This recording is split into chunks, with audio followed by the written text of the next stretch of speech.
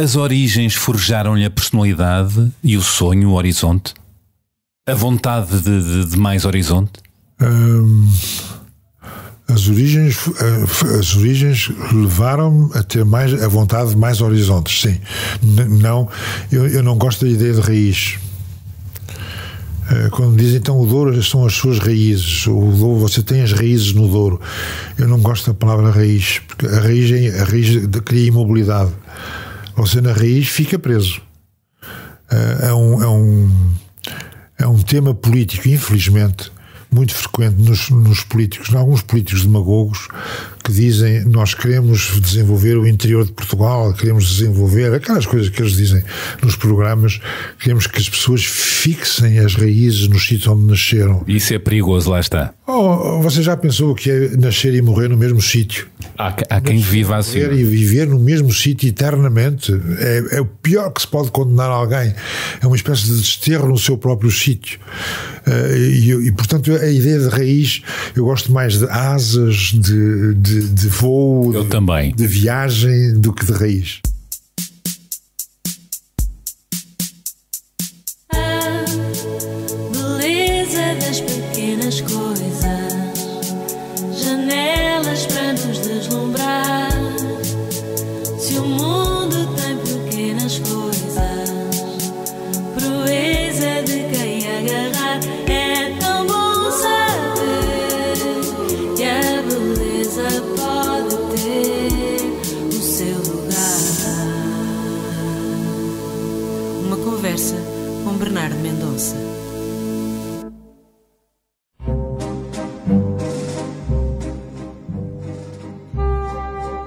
Logo no dia seguinte às eleições, troquei algumas breves ideias com o meu entrevistado ao telefone. Ele disse-me que já nada o espantava em política, apesar da maioria absoluta do PS ter estilhaçado todos os oráculos das sondagens e comentários políticos das últimas semanas. E nessa ocasião, disse-me também que adivinhava a morte ou o fim de vários partidos. Nenhum partido é eterno, por maior memória histórica que tenha. E estaremos a assistir à morte também das sondagens. E que futuro para a direita e para a esquerda em Portugal? Ainda faz sentido dividirmos as águas da Assembleia da República nesta lógica política binária? Que perigos enfrentamos atualmente? Mas já lá vamos. Recordo outra curta conversa trocada também ao telefone com o meu entrevistado, esta ainda no final de 2021, quando começámos a esboçar este encontro. Aí comentou comigo o seu gosto de sempre pela fotografia e pelo Douro que lhe corre no sangue, já que viveu a sua infância entre escarpas e vinhedos, em Vila Real, numa província conservadora, monárquica e católica. Falo do sociólogo António Barreto, que nessa ocasião confidenciou-me detestar a ideia romantizada do regresso às origens, à terrinha, por poder limitar o horizonte de muita gente que ambiciona ir muito além do que lhe estava destinado à nascença. Ele próprio saiu cedo do lugar onde cresceu para estudar em Coimbra e acabou por abandonar o país para escapar à guerra colonial e formar-se na Suíça, em Sociologia, na cidade de Genebra, onde se tornou professor e viveu 12 anos. A liberdade foi o valor que mais perseguiu e a democracia tem sido uma luta de sempre que o fez chegar ao governo e ser Ministro da Agricultura e Pescas entre 76 e 78. Desses tempos, deixou como marca a chamada Lei Barreto, que pôs fim às ocupações da reforma agrária e, pelo que sei, foi o gesto político de que mais se orgulha. É verdade? Simbolicamente é verdade, sim. É o gesto mais concreto e nisso estou orgulhoso neste tempo todo. Muito bem, crítico do país, da Europa e do mundo, passou a marcar a opinião de muitos portugueses através das suas crónicas nos jornais, que muitas vezes funcionam como um descodificador para a neblina política, económica e social em que vivemos. E é autor de inúmeros livros que refletem a fundo sobre a nossa sociedade, indo além das estatísticas e dos números, tais como Anos Difíceis, Tempo de Escolha, Anatomia de uma Revolução, De Portugal para a Europa e 3 retratos, Salazar, Cunhal e Soares. Foi também António Barreto que criou o site Pordata, quando presidiu a Fundação Francisco Manuel dos Santos e que é uma base de dados extraordinária sobre Portugal contemporâneo.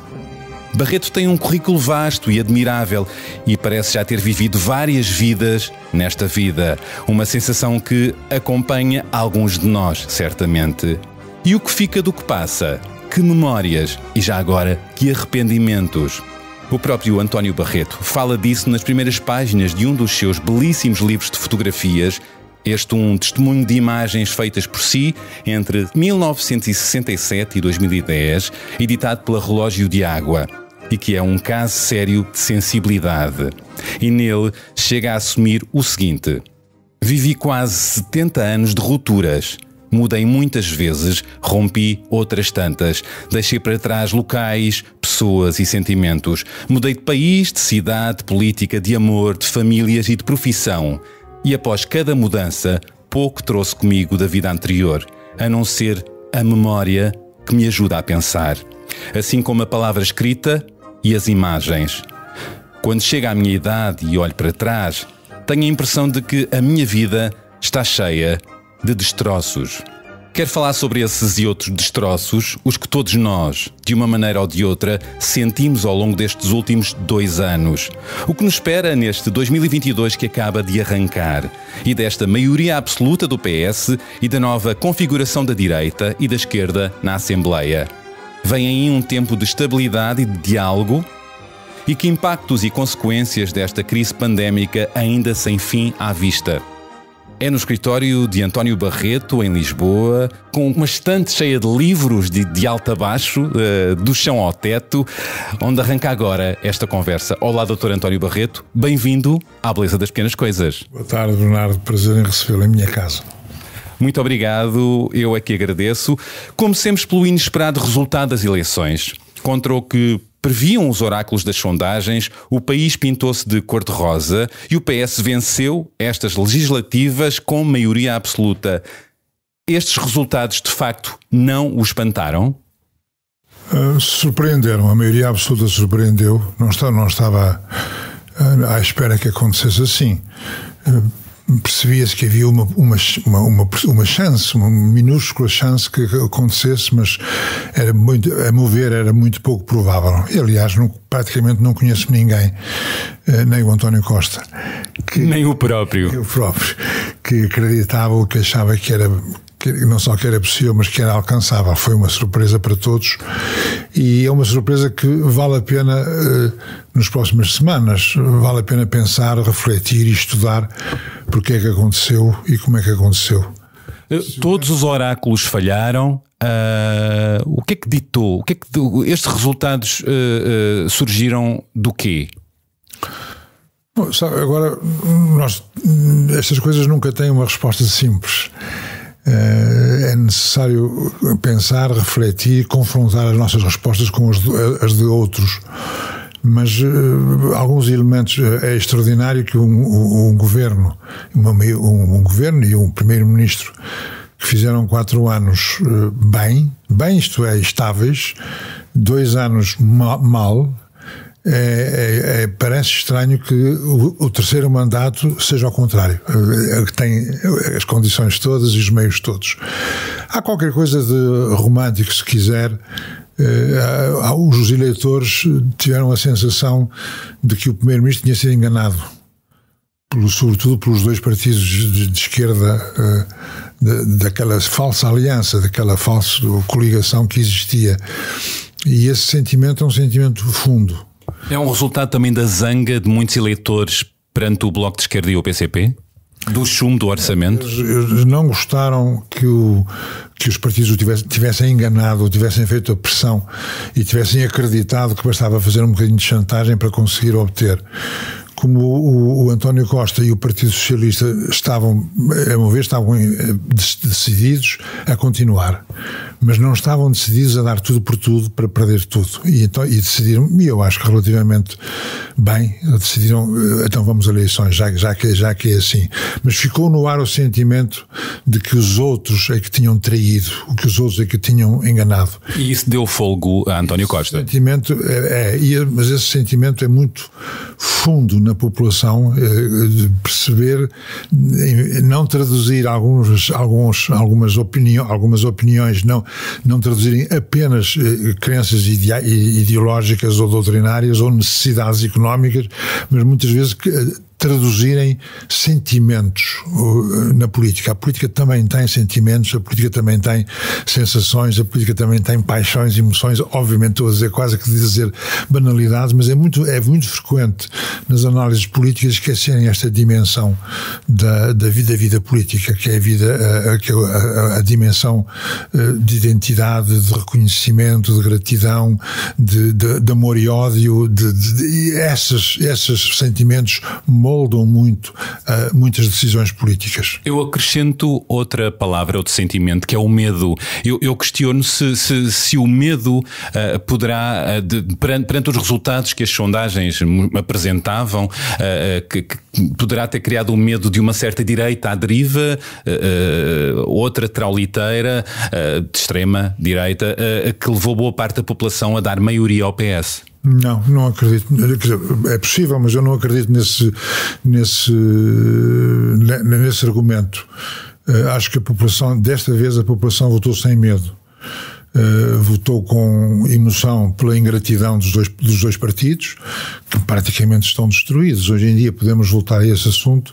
Acho que votou sem medo, não estava com medo, a meu ver, não estava com medo nem da derrocada, nem da instabilidade. Nem da extrema-direita. Nem da extrema-direita. Os votos da extrema-direita, aquilo que se chama extrema-direita, que será o partido Chega, que tem 7%, segundo as contas mais recentes. Os votos do Chega, os votos do PSD, que não é de extrema-direita, que é da direita, apesar do Dr. Rui Rio achar que não, e os votos da Iniciativa Liberal, que não é, obviamente, não é tipicamente um partido de direita, apesar de, em Portugal, tudo o que é jacobino, tudo o que é republicano, tudo o que é socialista, tudo o que é comunista, a ideia liberal é uma ideia quase demoníaca, e que haja um grupo que se chama liberal e que defende e que promove o liberalismo, mesmo numa dimensão que eu pessoalmente não estou de acordo, mas não interessa. Não se identifica nesta iniciativa liberal? Em muitas coisas não. Apesar de se reconhecer no liberalismo. No excesso de liberalismo económico, por exemplo, e nas consequências para a desigualdade que pode ter esse tipo de liberalismo, eu não me retrato. Eu sou defensor de uma política liberal, e do Estado Social também. Portanto, o equilíbrio não é fácil, mas portanto não me identifico com esse partido, nem com mais nenhum, hoje em dia nem com nenhum. Mas a votação do Chega não é uma votação de um povo com medo, não é uma votação de um povo com vontade de vingança. 7% é uma coisa menor, relativamente menor. Evidentemente, passar de um deputado para 12, acho que é 12... É para questionar o que é que vem aí, que futuro é este, não é? 1.200%. Mas são só 7% do eleitorado. Eu sinceramente não estou com receio. Eu não sinto no Chega nem um grande impulso com profundidade nacional e política, não sinto uma doutrina sólida, não sinto um entusiasmo programático, nenhuma das coisas que me fariam recear. Sinto uma espécie de uma erupção, nem sequer é um vulcão que durará muito tempo. Mas essa erupção não pode ganhar mais pressão a acompanhar as tendências europeias e mundiais? É possível que sim, mas não é evidente. A maneira como os resultados obtidos e a maneira como se encontra, a meu ver, a política portuguesa e a sociedade, não é evidente que vá vir dali, da direita e da extrema-direita, que vai vir um perigo. Pode vir perturbação, pode vir provocação, pode vir iniciativas parlamentares descabeladas. Mas Portugal é um país moderado, é isso? Tem dias. Globalmente Portugal, historicamente Portugal, adere com facilidade à moderação, a um certo equilíbrio.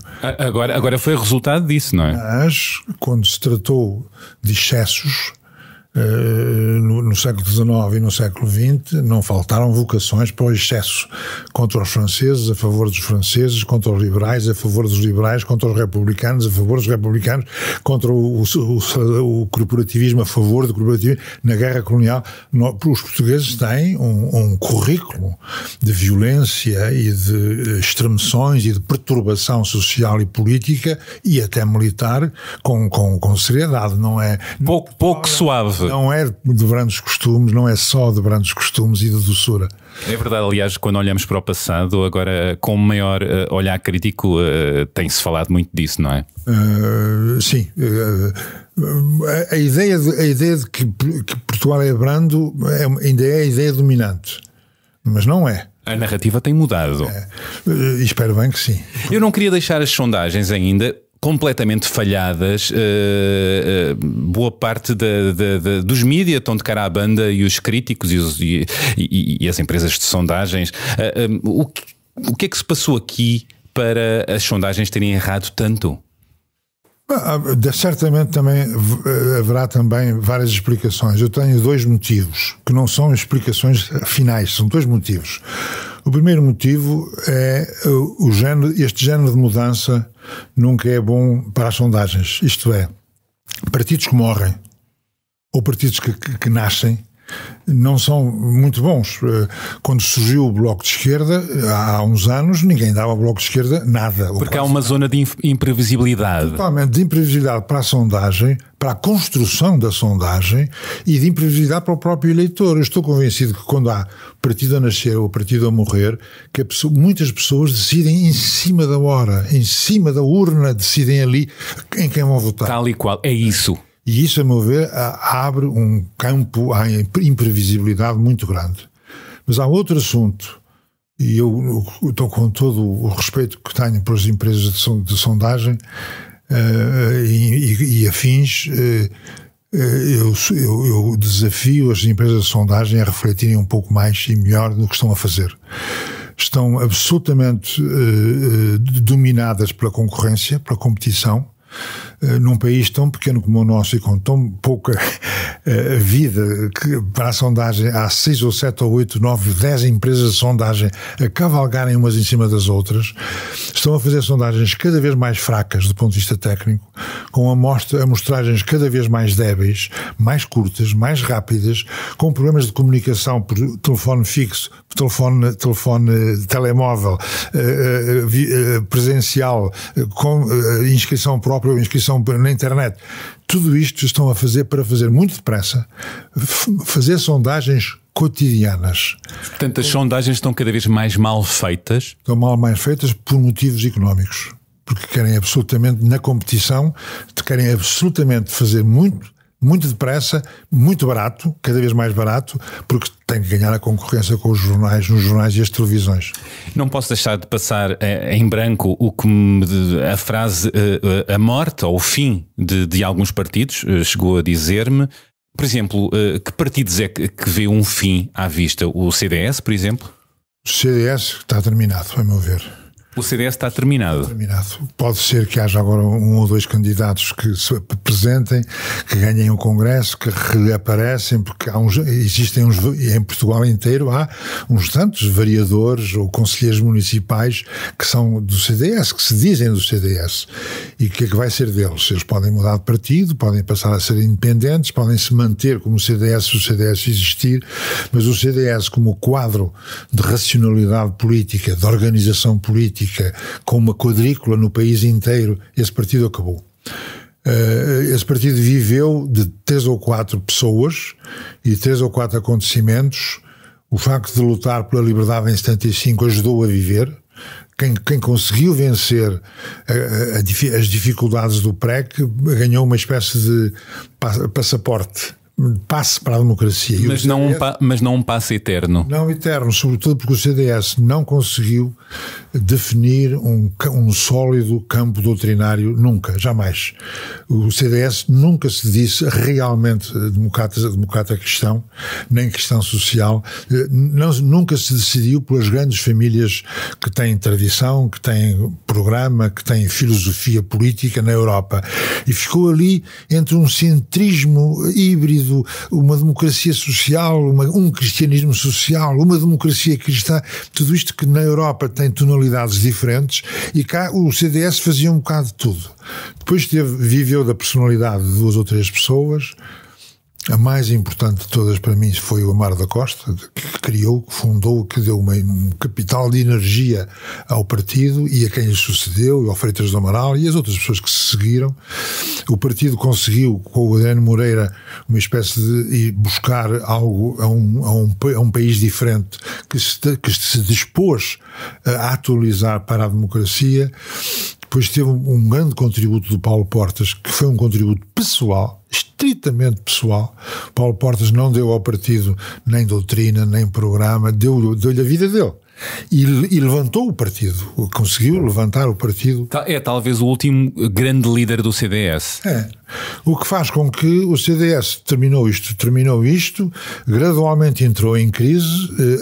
Nós vimos na televisão, pela cara das pessoas, pelo olhar das pessoas, pela maneira como falavam, pelos números que iam aparecendo, pelos 0 deputados, nós assistimos a uma morte partidária, que é um acontecimento que digo-lhe que daqui a 20 ou 30 anos vai haver pessoas que se vão lembrar deste momento. Francisco Rodrigues dos Santos tem muita culpa neste fim do CDS?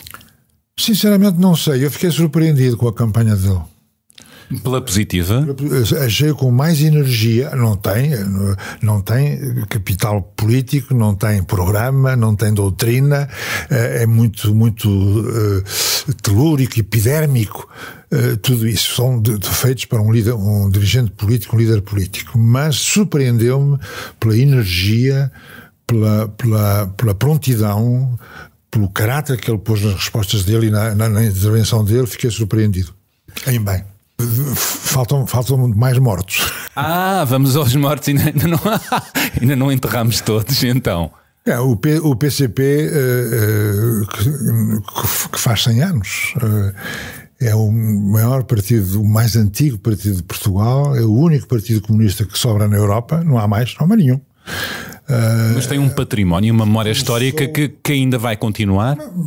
Acho que vai, a partir de agora vai ligeiramente esfiar, dissolver-se no tempo, dissolver-se na história, dissolver-se nos anos. Será que vai haver em muitos países europeus surgiram partidos sucedâneos, substitutos, na Itália, na Espanha, há partidos de esquerda democrática, esquerda renovadora, esquerda reformadora, tem assim uns nomes diversos. Mas agora há pouco espaço para um partido como o Partido Comunista. O Partido Comunista Português resistiu ao fim da União Soviética e à queda do muro verdadeiramente como heróis, como dinossauros com vida, porque normalmente o dinossauro está morto. E isso é estranhíssimo, é um fenómeno estranho, curioso e que poderá vir a ser estudado no futuro. Mas era uma morte adiada, era um fim adiado, porque sem a Internacional Comunista, sem a União Soviética, sem o capital programático do comunismo europeu, sem nada disso, o Partido Comunista Português pura e simplesmente está condenado. E assim foi. Também assistimos nos olhos do Jerónimo de Sousa e num ou dois dos seus mais próximos colaboradores. Nós percebemos que, não sei se têm 5, se têm 6 deputados com que ficaram, percebeu-se que era o fim, e que este partido, você olhe para as percentagens de votos que o Partido Comunista Português obteve em Évora, em Beja, em Setúbal, no Barreiro, em Almada, na cintura industrial, é absolutamente espantoso, espetacular, que o partido, em alguns casos, vem a seguir ao PSD, a seguir ao PS, de certeza. Em zonas onde dominava e foi dominando. Em zonas onde o Partido Comunista Português, mais do que um partido de classe, era um partido da comunidade. E isso aí acabou. As pessoas morreram, as pessoas envelheceram, a idade também toca aos comunistas, não é só aos outros, e aconteceu ao PC, o PC está a ficar sem comunidade social, sem comunidade agrícola, mesmo sem comunidade industrial. Sem razão para existir. Teriam, se tivessem renovado muito profundamente na sua maneira de ser, nas suas propostas. Agora, esta espécie moto contínuo, permanente, de lenga-lenga. Os portugueses dizem muito cassete. Esta lenga-lenga doutrinária e ideológica chegou ao fim. Todos nós, não é só os portugueses, todos nós na Europa vivemos tempos diferentes e o Partido Comunista Português não soube adaptar-se e, portanto, acabou. Quantos votos estão nas próximas eleições? Ou nenhuns, ou próximos do zero, ou nenhum deputado. Mas o caminho do CDS é o que me está a dizer, uma morte anunciada. Só que diferente. O CDS foi mais rápido, mais pronto, e o CDS nunca teve nenhuma comunidade própria, nenhuma região, nenhuma comunidade de indústria, de serviços, de religião, do que quer que seja, enquanto que o PC tinha e tem ainda hoje restos dessa vida comunitária que é muito importante. Restos, é a palavra que usou. Porque da indústria portuguesa há restos, ainda por cima com a imigração da agricultura portuguesa assalariada capitalista, há restos, ainda por cima com a imigração. E, portanto, as mais profundas raízes do Partido Comunista Português desapareceram. E o Bloco de Esquerda, que teve um papel determinante na geringonça, ganhou fôlego e ascendeu à zona do poder, não tendo o poder, mas à zona do poder, portanto, nas negociações, e ganhou deputados. Entretanto, o que é que se passou? O que é que se tem passado?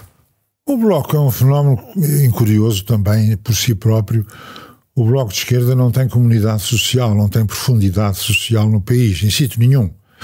O Bloco de Esquerda vive muito jovens estudantes universitários, classe média, filhos de famílias abastadas ou famílias com alguma capacidade intelectual ou criativa, empresários, muitos estudantes, muitos assistentes universitários, muitos professores, e é este grupo social que não chega a ser um grupo que está na origem do Bloco de Esquerda, que nasce por crise evidente do Partido Comunista e por crise ideológica, por crise do Partido Socialista que não encontrava a sua via e por crise das extremas esquerdas que não tinha. Havia os trotskistas e os maoístas e os pós-maoístas e os pós-trotskistas e o Bloco de Esquerda, que foi uma invenção. E uma invenção com talento. Há um lado de acompanhar os tempos, que me parece que o Partido Comunista menos, a sociedade, os movimentos sociais, mesmo o sentir da população proletária, portanto, foi-se construindo por aí, não é? Certo, e surpreendeu, e chegou a uma altura em que o Bloco de Esquerda parecia que tinha mais futuro político do que o PC. Simplesmente faltou-lhe base de classe, nos casos em que é preciso, faltou-lhe base comunitária, nos casos em que é preciso, faltou-lhe identificação popular. O Bloco de Esquerda não tem nenhuma identificação popular. Repara que não há praticamente no país inteiro o número de vereadores, de conselheiros municipais, de autarquias, de câmaras e de freguesias do Bloco de Esquerda é muito próximo da nulidade. Isto é, o Bloco de Esquerda não tem uma quadrícula nacional, não tem uma profundidade na geografia portuguesa, na geografia social, o que faz com que é um partido que historicamente vai ser muito parecido com o Nescafé. Faz-se depressa, com água quente. Faz-se muito depressa, mas dura muito pouco tempo. Mais uma morte anunciada, é isso? Estou absolutamente seguro que sim. Eu creio que o PAN não me parece que tenha futuro, que conseguisse ter. O PAN tem uma ladainha. O PAN representa uma ideologia que também acompanha uma tendência mundial de preocupação com o ambiente, preocupação com os animais. Mas é uma preocupação que é de esquerda, que é de direita, que é de cima, que é de baixo. Cada vez mais, é isso? Que é de ricos e que é de pobres. Toda a gente vai ser verde daqui a pouco tempo, toda a gente vai ser ecologista daqui a pouco tempo, toda a gente vai ser pró-vida, a favor da vida, a favor do verde daqui a pouco tempo. Não é bem assim. Há partidos que não são tanto assim. Mas as populações são e os partidos vão querem agradar. Ceder. Agora, isso é muito difícil fazer uma base e na maior parte dos países consegue mal fazer uma base doutrinária, uma base política e uma base social. Tal como, aliás, o outro morto é os Verdes, que esquecemos de dizer, o partido Os Verdes. Verdade. Ligado ao PC. Morre por todas as razões que morre o PC, mais uma é que era um partido que não existia, era uma ficção. E se morre a história, morre morre a ficção com a história. Estava a dizer o PS com esta maioria absoluta, se o país precisava disto. Bom, isso, você está a tocar num dos pontos mais, não é fracos, é mais delicados ou sensíveis da discussão política atual. Grande parte do debate da campanha eleitoral foi maioria absoluta sim ou não, maioria coligada sim ou não. Eu tenho ouvido dizer, aliás, depois na noite das eleições e na noite seguinte, dirigentes partidários que vêm à televisão, sobretudo os que perderam, com certeza, que vêm dizer que uma maioria absoluta que é perigosa para a democracia, que uma maioria absoluta é perigosa para as liberdades. Isto é impensável. É tão perigoso para a liberdade e para a democracia uma má maioria absoluta, como uma má coligação, como uma péssima geringonça, como uma perturbação permanente, como uma instabilidade permanente. Não faz sentido dizer que a maioria...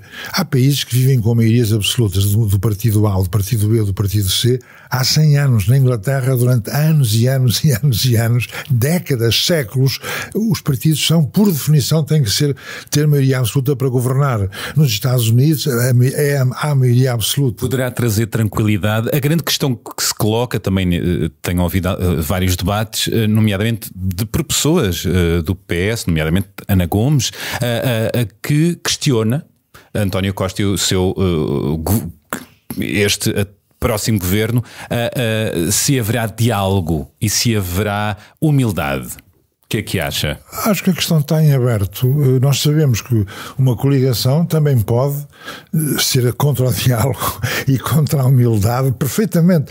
Mas para mim a ideia central é que um governo deve governar durante um mandato inteiro, uma legislatura, que deve ter estabilidade parlamentar, que deve ter programa, políticas, cumpri-las, fazer-se cumprir e ir a votos quando acabar, para saber se saiu bem ou se saiu mal. Que seja uma maioria absoluta ou que seja uma maioria de 2 partidos é-me totalmente indiferente. Eu tenho tendência a preferir a maioria absoluta porque é mais homogénea.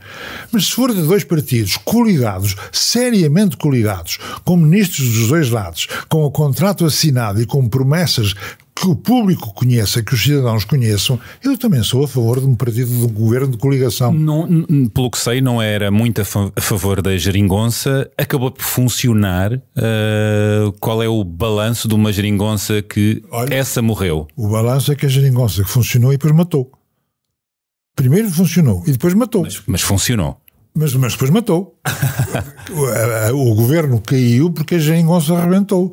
E porque foi uma decisão deliberada, consciente de 3 partidos, dos dois de esquerda e do Partido Socialista. Terá sido a geringonça a matar o Bloco de Esquerda e o PC? É uma pergunta curiosa. É possível que seja um contributo, sabe? É possível. Ou seja, deu-lhes um fôlego que depois resultou de forma negativa. O presidente Mitterrand, em França, matou o Partido Comunista Francês assim, pô-lo no governo, quando já não precisava. Houve uma altura em que ele precisava, mas já não precisava, e ele pô-lo no governo. E quando acabou o governo, o Partido Comunista purissimamente desapareceu. Que esvaziou-os. Totalmente. Ora bem, nós cá não foi o caso, porque o Partido Comunista e os do Bloco não foram para o governo, mas andaram por lá. Andaram nas vizinhanças, andaram nas bordas. Portanto, é possível que esta passagem à beira do... As pessoas que se dizem que olhavam para a geringonça e que não eram absolutamente fiéis pelo comunismo ou pelo Bloco, diziam, então eu voto no Bloco, mas depois eles vão... Então mais vale votar no pai deles todos do que neles próprios, mais vale votar no número 1, que é o Partido Socialista, do que nestes 2 que são apêndices. É possível que tenha funcionado, simplesmente não é a mesma coisa, não é o mesmo golpe do presidente Mitterrand, que fez deliberadamente. A melhor maneira que eu tenho de acabar com este partido e com o problema que ele nos levanta sempre é trazê-los para dentro, integrá-los, trazê-los para dentro e depois dissolvê-los. Já agora pergunto-lhe que reformas e medidas considera mais urgentes de serem tomadas por este novo governo de Costa? Bom, eu quero sublinhar um sentimento que eu tenho, é de que estamos perante uma oportunidade de ouro, oportunidade dourada. Que oportunidade é essa? O governo de maioria. Em que o PS pode fazer o que quer. Pode fazer o que lhe apetecer, pode negociar com quem quiser, pode tratar socialmente com as classes sociais que quiser e que entender. Tem uma enorme margem de liberdade e de latitude para elaborar as suas políticas sociais e económicas. Tem muito bom capital de aceitação na Europa. Tem muito bom capital de aceitação nos diferentes países importantes europeus, em Espanha, na Alemanha, em França. Tem boa receptividade. Tem um excelente Presidente da República que está com eles, ou que está interessado na estabilidade política. Eu sei que estão a tentar abrir feridas. Exato, eu agora deixe-me entrar aqui, que é. Voltar à oportunidade dourada. Além disto tudo, estamos a viver uma situação económica razoável, não é muito boa, mas é razoável, com o melhor crescimento do que se estava à espera, com taxas de crescimento inesperadas. Abre-se um melhor ciclo? Está possivelmente em abertura um novo ciclo. O desemprego baixou muito, está a níveis insuspeitos ainda há poucos meses. Portanto, está a haver, mesmo com o turismo em baixo, a economia portuguesa e a sociedade estão a reagir, o comércio externo também está a reagir. E finalmente há os capitais europeus, os fundos europeus, que são os dezenas de milhares de milhões. Portanto, há capital, há pessoas, há estabilidade, há voto no Parlamento, há um momento absolutamente único, de há muito tempo para cá, há uma possibilidade real de aliança e de coligação e de entendimento entre o Governo e o Presidente da República. Algumas apostas principais de reformas que deveriam ser feitas com prioridade? Cabeça à justiça.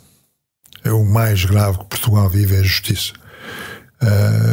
Combate à corrupção. O combate à corrupção, a eficácia dos magistrados, dos tribunais, a desigualdade na justiça é cada vez mais claro e consciente, e uma sensação cada vez mais permanente na sociedade de que há a justiça dos ricos, que há a justiça dos poderosos, que há a justiça de quem tem nome, que há a justiça dos políticos e depois há o resto.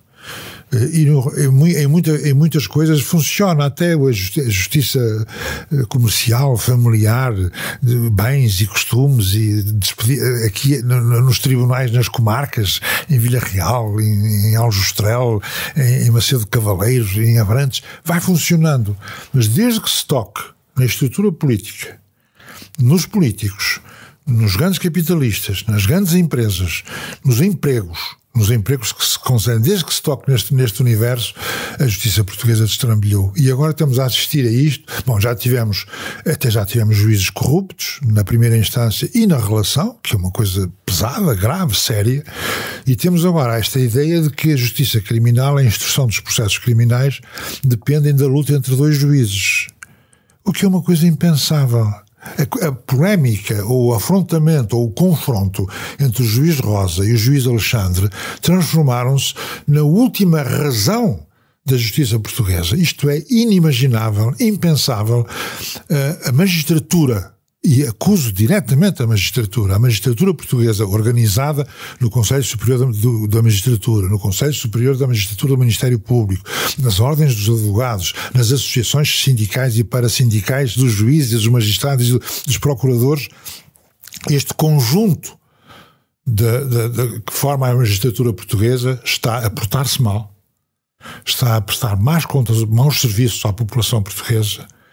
É inimaginável que estas pessoas não se deem conta do mal que estão a fazer a Portugal. Como é inimaginável que as elites portuguesas, as elites políticas, as elites sociais, as elites culturais, as elites intelectuais, as elites empresariais não percebam que, se a justiça continua esta espécie de afundamento em que está há alguns anos, que põe-se em causa realmente o funcionamento da democracia em Portugal. Você repare que o que defende a democracia não é o voto. O voto faz a democracia. O que defende as liberdades não é a urna. As liberdades levam-nos à urna. O que defende a liberdade e a democracia é a justiça. É a justiça cumprida, não é? Se não houver justiça, não há Constituição, não há democracia, não há Parlamento que resistam. É o faroeste dos ricos, não é? É o faroeste. E pode-lhe chamar assim, que é um bom termo. E este, para mim, é o mais importante de tudo. É evidente... O governo não pode chegar lá, nomear um ministro e agora vamos dar cabo da justiça ou vamos fazer... Não, o governo tem que orientar e inspirar uma profundíssima reforma da justiça em Portugal. E ter um pulso forte. Tem que fazer as leis no Parlamento. Quem faz as leis não são os juízes, são o Parlamento. O Parlamento tem medo dos juízes. Acha que o PS neste último governo teve uma boa ou uma má ministra da Justiça? A Van Dunham? Mediana. Não tenho nada a acusá-la de mal, a não ser de algumas ilusões. Ela fez um bom programa nas letras de luta de combate à corrupção, não o aplicou, não o pôs em prática. Creio que é um programa tímido, muito cordato. Não felicito-a pela sensatez, pela serenidade dela, mas eu creio que não é ela, o governo não estava à altura do que era preciso fazer na Justiça. Nem o Governo, nem o Parlamento. É preciso outro ministro, outra ministra para a Justiça, por exemplo? Creio que mais do que isso, sabes? Esta ministra não fez mal à Justiça. Não foi capaz de reformar o que era preciso reformar, nem inspirar a reforma da Justiça. Quero trazer à conversa o Presidente da República. Agora também se comenta que Marcelo Rebelo de Sousa está com muito menos papel para negociar nos bastidores, nos mídia, agora que o PS tem maioria absoluta. Que papel é que o Presidente da República pode ter agora? Acho que pode manter-se como garante das instituições, pode manter a pressão muito forte sobre alguns aspectos da vida política portuguesa, como seja a justiça, uma vez mais, ainda por cima ele é professor de Direito, na defesa e nas Forças Armadas, onde tem havido alguns problemas sérios e que foram como que afogados provisoriamente ou temporariamente. Acho que um espírito atento ao funcionamento da democracia também lhe compete a ele.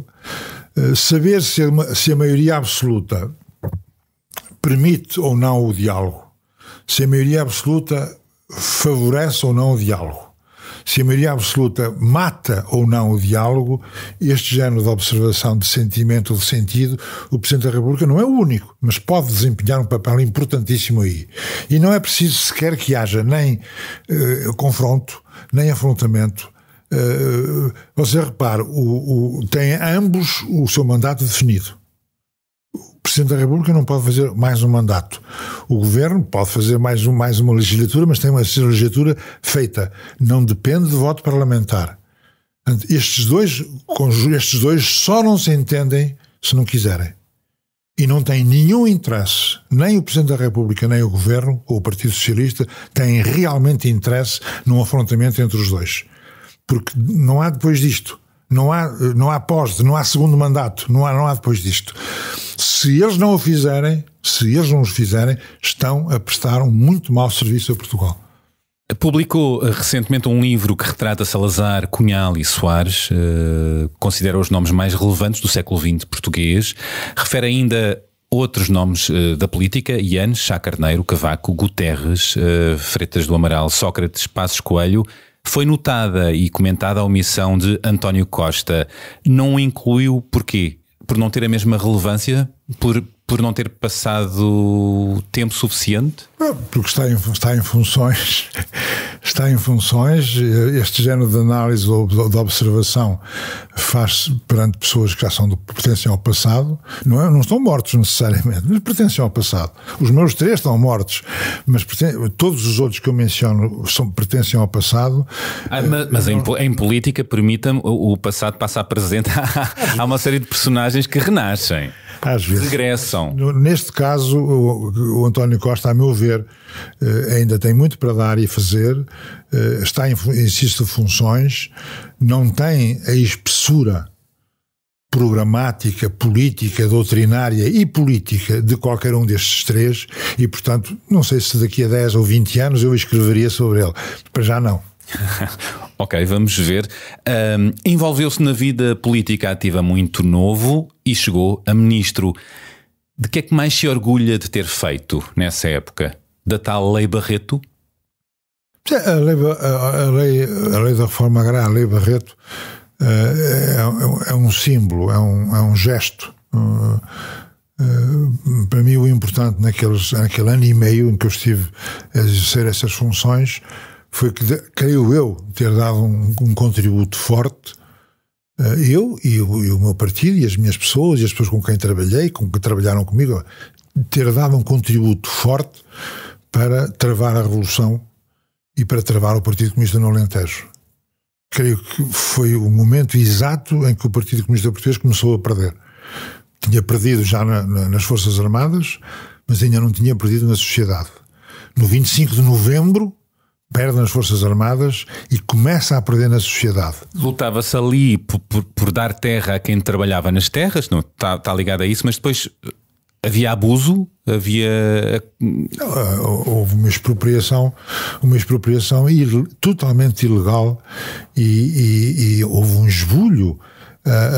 O Partido Comunista Português e os seus associados tentaram fazer uma conquista territorial absoluta.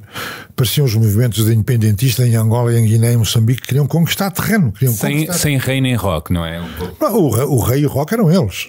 O rei e o roque viria a ser o PC. Sabe que em 1976 havia momentos de noite de circulação em certos sítios do Alentejo em que havia pessoas, milícias, a fazer controle de automóveis e que pediam os papéis de identidade aos cidadãos que iam a passar. Diziam eles que andavam à procura de armas, que andavam à procura da reação, que andavam à procura disto, daquele outro. O Partido Comunista no Alentejo estava destinado a uma conquista territorial, a uma conquista social, a usar os dinheiros do Estado, a fazer leis depois, nunca, não era antes. As leis da reforma agrária comunista foram feitas depois da ocupação feita. E, portanto, 90% do país era contra isto. Simplesmente com a ajuda dos militares de extrema esquerda e dos militares comunistas, e com essa ajuda conseguiram fazer uma política nesta região do país que não era desejada por 90% do resto do país, 85% do país.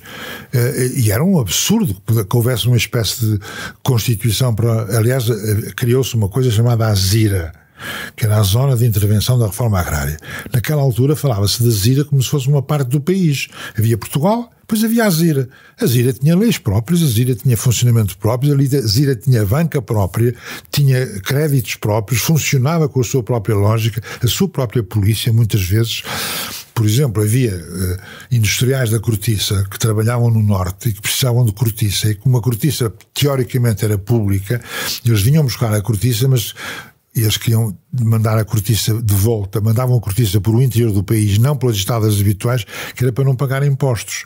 E então as UCPs do Partido Comunista vendiam as cortiças aos capitalistas do Norte, mas em vez de seguirem pela estrada número 1, seguiam por Tomar ou seguiam por Castelo Branco para não pagar impostos. Esquemas. Não é? Mas isto foi preciso fazer legislação muito séria para impedir isto.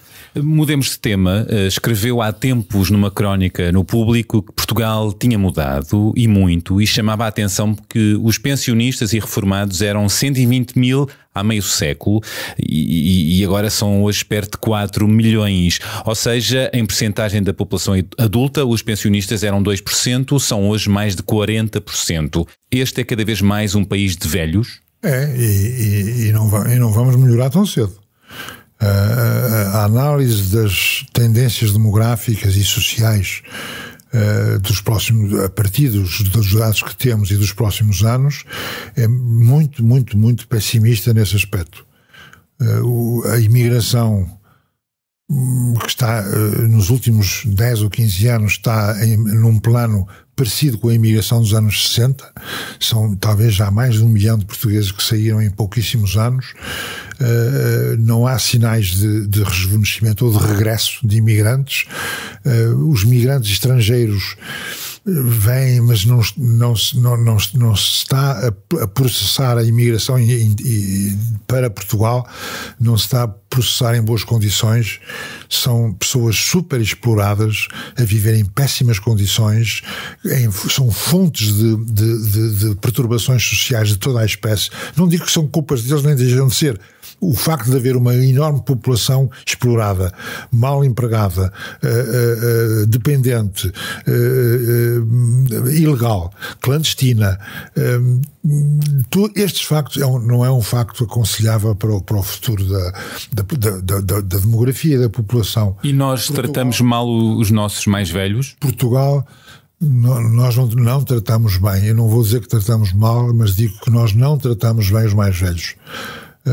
Há muitos mais, entre os velhos e os idosos, muitos abandonados, muita solidão, muitos a viver sozinhos, muito poucas instituições profissionais apoiadas por privados, por públicos, por privados e públicos, o que for, por a comunidade.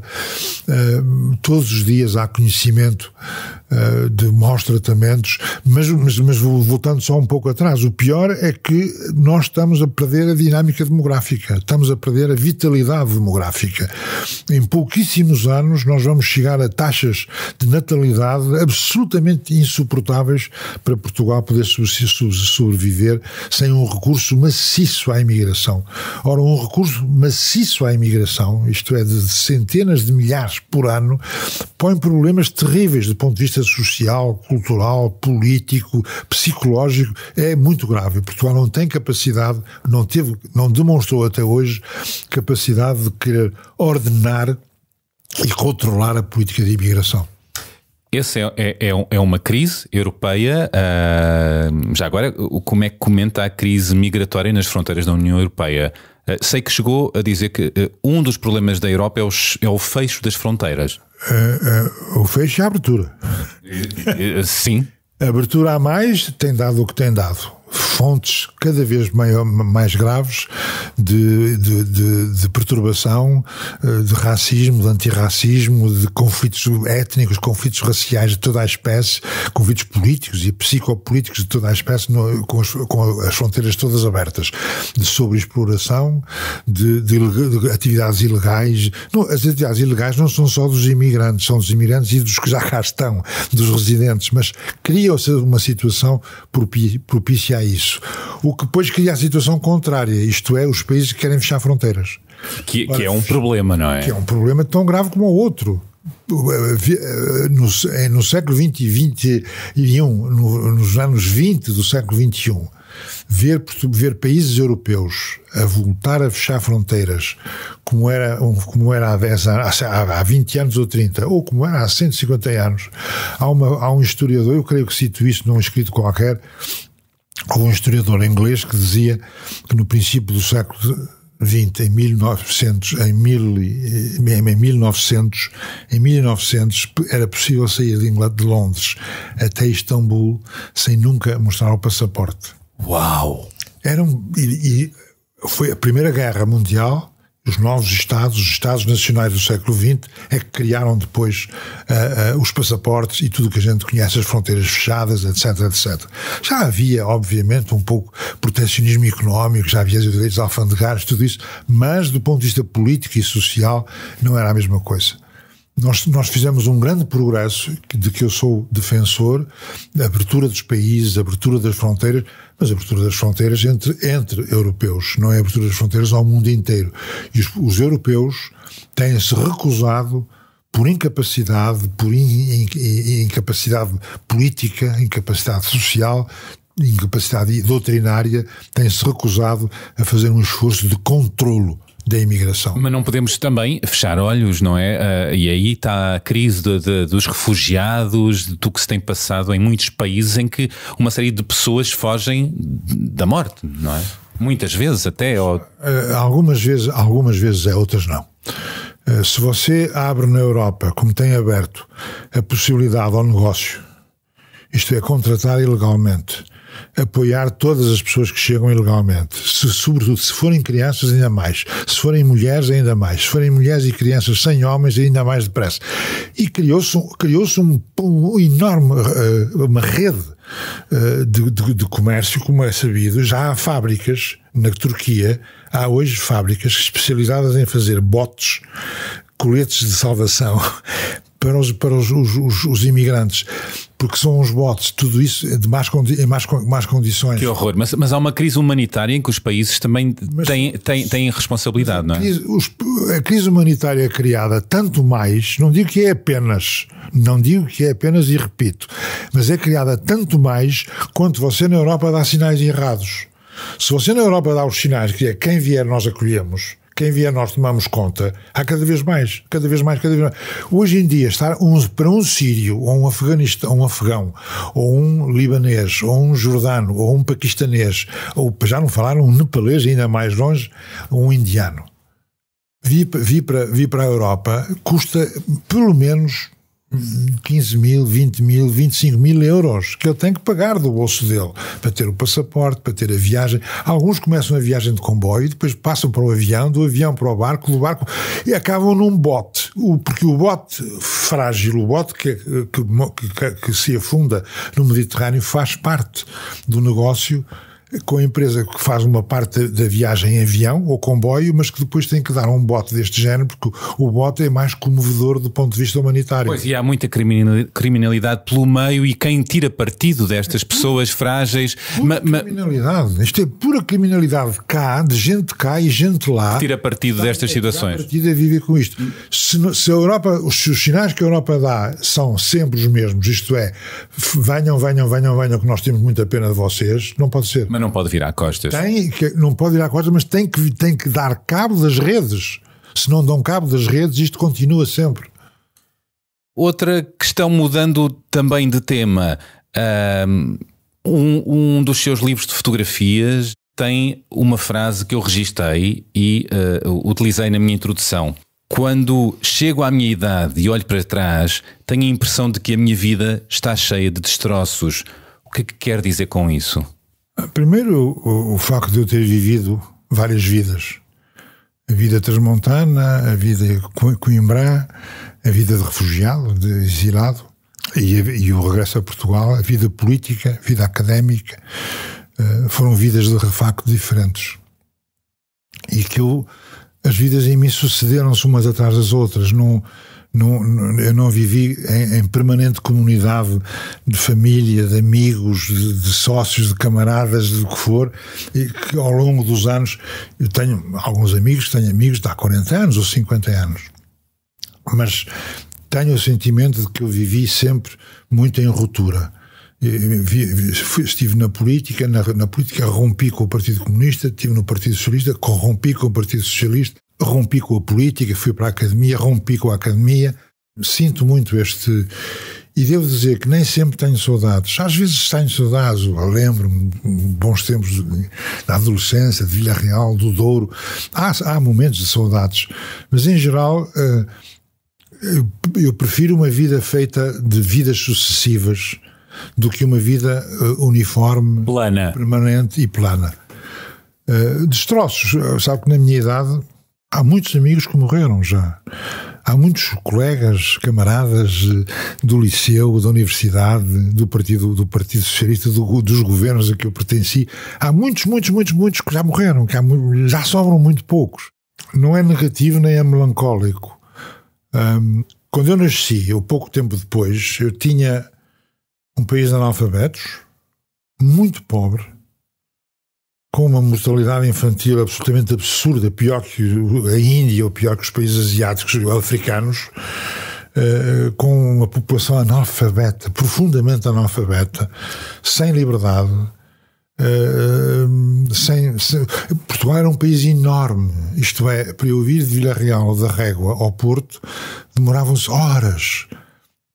A Lisboa nem pensar, o Algarve, eu nunca tinha ido ao Algarve quando vim do exílio. Portugal ficou um país pequenino, com estradas rapidíssimas, é tudo próximo. Hoje pode-se tomar um pequeno almoço em Vila Real e já estar a almoçar no Porto e jantar novamente na Régua, ou vir jantar a Lisboa, se for preciso. As instituições aproximaram tudo, os partidos, as vidas, as câmaras municipais, as empresas, os jornais. Portugal é um país totalmente diferente e para melhor. Portugal hoje há água em casa das pessoas. No meu tempo não havia. Hoje há eletricidade em casa das pessoas. No meu tempo não havia. No meu tempo não havia. Havia, mas era uma minoria de 10% da população que tinha frigorífico, que tinha fogão a gás ou que tinha fogão elétrico, que tinha retrete e quarto de banho e água canalizada e ligação ao esgoto. Eram 30% das pessoas ou 20%. Há quem se esqueça disto. Também viveu com essas dificuldades? Com certeza, e eu era de uma família, não era abastada, mas era privilegiada no sentido que eu tinha grande parte de acesso a estes bens que eu acabo de dizer, mas o frigorífico entrou em minha casa já muito tarde na vida, a televisão também chegou tarde, o gás chegou tardíssimo, porque não havia em Portugal ainda, as coisas ainda não tinham chegado a Portugal, a não ser uma minoria de Lisboa, uma minoria do Porto e poucos sítios mais em Coimbra, Braga e coisas assim. Isto, eu digo-lhe, eu sou consciente dos destroços na minha vida, mas também estou consciente do que foi a enorme mudança positiva que Portugal viveu nestes 50 anos, ou 70 anos. A vida é somar esses destroços e construirmos-nos por cima desses destroços que podem querer dizer divórcios, separações, fins de amizade, cortes com ligações profissionais, pessoais. A vida é essa aprendizagem? É, como eu lhe ia dizer, o que faz o traço de união sou eu. Não é a vida. Mas tem a sensação que é sempre o mesmo, ou aquela sensação que... Sou sempre o mesmo. Ou a sensação que já foi várias pessoas? Sou sempre o mesmo. E sou eu que faço o traço de união entre essas pessoas, esses empregos, essas vidas, essas crenças, essas situações geográficas e territoriais, são todas diferentes umas das outras. Sou eu que faço. O meu percurso faz o traço de união. Não é o contrário. Eu não estou à deriva a flutuar. Ao olhar para trás tem alguns grandes arrependimentos? Tenho sempre. Numa longa vida é inevitável? Acho que na política há uma coisa ou outra que eu teria feito de modo diferente. Até na agricultura e na reforma agrária. Mais tarde, num episódio curto chamado Movimento dos Reformadores, teria feito de modo diferente. Teria aprendido mais arte. Teria aprendido a cantar. Verdade, porque tem uma voz encorpada. Mas não tenho ouvido, nem sei cantar. Mas gostava de ter aprendido a cantar? Gostava. Ou de tocar um instrumento. Entre os instrumentos de música, o meu preferido seria a voz. E tenho uma espécie de enorme tristeza de não ser capaz. Porque já não é na minha idade que se consegue. Então ouço música em vez de fazer eu. Sabe o que é que acabou de fazer agora? Não. Acabou de criar o momento das músicas, não é? Então vamos falar de música. Quais são as músicas da sua vida ou músicas que gostaria de lançar para ouvirmos agora? Dê-me uma, por exemplo. A primeira é uma cantata do Bach que me acompanha há 50 anos e que se chama em alemão Ich habe genug, que quer dizer em português, mais ou menos, eu já tenho que chego, eu já tenho que basta, ou estou contente, I have had enough, já tenho que basta. Isto parece muito melancólico, o que eu acabo de dizer, mas não é pelo seguinte: primeiro, porque eu tenho esta área comigo, é a área BWV 82. Muito bem. É cantada por um senhor inultrapassável. Já todos os grandes cantores do mundo, homens e mulheres, já cantaram esta área, mas há um que se sobrepõe a todos eles, que é um senhor chamado Hans Otter. Já morreu, mas que deixou gravações que estão hoje disponíveis e que é absolutamente inultrapassável. O que é o Ishaba Ganuk é alguém que se diz a Deus e que diz: já acabei, já fiz o que tinha a fazer. Mas tem essa sensação sobre si? Eu não. É por isso que eu gosto desta área há 50 anos, percebe?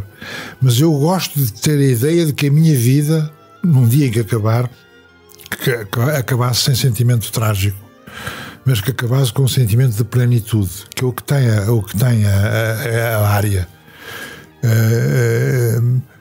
Ele sabe que quando diz meu Deus chama-me, vou ter contigo, isto chama-se, em princípio chama-se morte, mas ele não lhe chama morte, o cantor, a área não lhe chama morte, diz tive que chegar, já fiz tudo o que é preciso fazer, que era bom de fazer, é partir em paz. Exatamente, era assim que eu queria terminar, era a ideia de que quando chegar à altura eu quero partir em paz, sem remorsos nem melancolia. Que bonito, vamos ouvir então esta área de Bach. Ishaba Ganuk, cantata número 82, cantada por Hans Hotter. Vamos ouvir.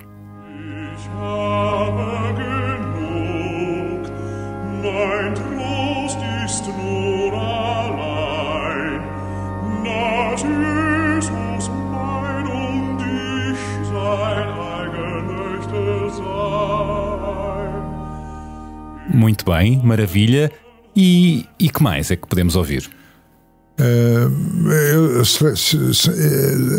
Selecionado 2 ou 3 músicas é dos trabalhos mais ingratos da minha vida, mas de qualquer maneira o Ishaba Ganuk estaria. Depois as outras, há muitas, mas eu selecionei 2 em particular. Uma que é o Adagietto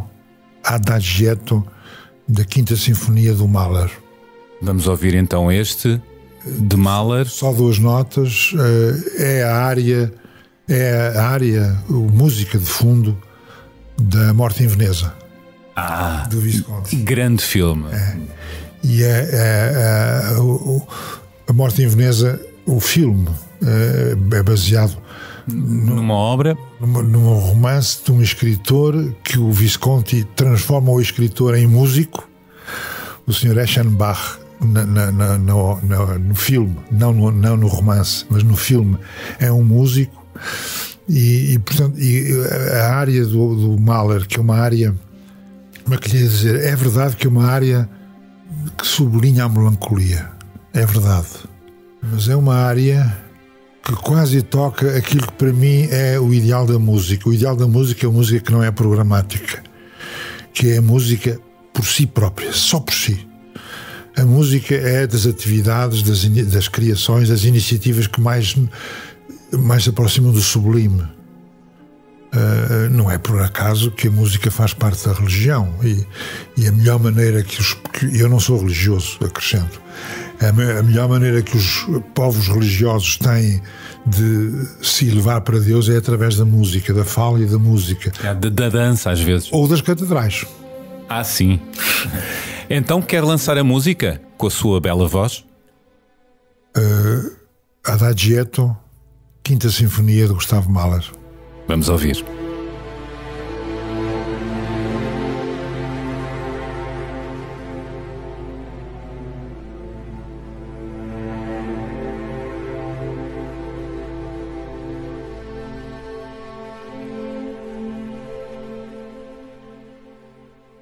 Maravilha. Terceira música, qual é? A terceira música é o segundo andamento de um trio de piano, violino, violoncelo, o trio de Schubert, opus número 100. Podia ser qualquer dos 4 andamentos. O segundo tem uma ternura especial por este segundo andamento. E voltando ao que eu lhe falava há pouco, da música no estado puro, também é verdade que o Schubert, em certo sentido, a música de Schubert talvez melhor que todos os outros, é capaz, é a música mais própria daquilo que eu penso seja a música do romantismo. Eu não sou o grande especialista, nem sou o grande conhecedor, sou um amador. Mesmo assim, e portanto o romantismo é um programa, se quiser, entre aspas, Mas, uma vez mais, você ouve o andamento e você não tem sensações, mas não tem sentimentos. Aquilo não é para lhe fazer feliz, nem para fazer recordações, é para provocar puros sentimentos e, uma vez mais, que o aproximem do sublime, que é a ideia mais forte da melhor música, é essa. Segundo andamento do Opus número 100 do trio de Schubert para piano. Vamos a isso.